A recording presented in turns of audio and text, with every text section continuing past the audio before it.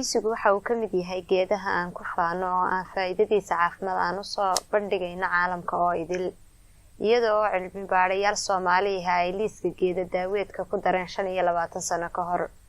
Diinsigu waa geed ka mid ah geeda daaweedyada ay Soomaalidu aadka u isticmaasho. Diinsi qofka sidoo yaqaan ama like ama timayolo. Geedkani waxa laga isticmaalaa dhowr wadan oo ay ka mid tahay Kenya, Malawi, Tanzania, Uganda iyo waliba Zambia. Diinsiga Soomaalidu waxa ay u isticmaalaan daaweynta nabarrada, ilka xanuunka, cun xanuunka iyo waliba calool xanuunka, taas oo ay ku tusinayso inuu galayo qoyskii daawooyinka antibiyootiga iyo xanuun baabiyaha. Waxa kale oo jira dad ku daaweeya gaaska iyo dibirada dheefshiidka oo xumaada.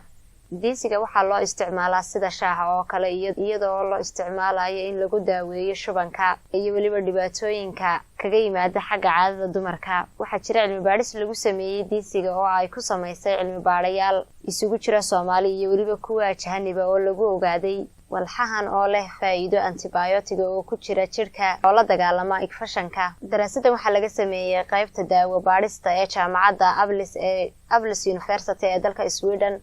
waxa kale oo jira buug ay daabacday jaamacadaasi oo magaciisa la yiraahdo Inventory of Plants Used in International Medicine in Somali.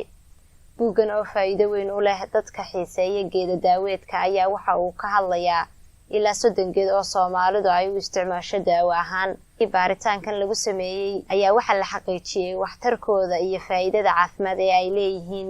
Buugan waxa qoray cilmi baarayaal Soomaali ah oo ay ku wehelinayeen kuwa ajnabiga. Haddii waa la idmo geeda daaweedyadan ayaa waxay caalamku xaqiiqsadeen faa'iidadooda caafimaad, balse Soomaaliduna ay isticmaali jirtay 100 sano ka hor. Ayaan halkan mid ka mid ah ugu soo gudbin doonaa. Qormadan waxay noo soo diyaariyay Dr. Cabdilaahi Maxamed Mahdi.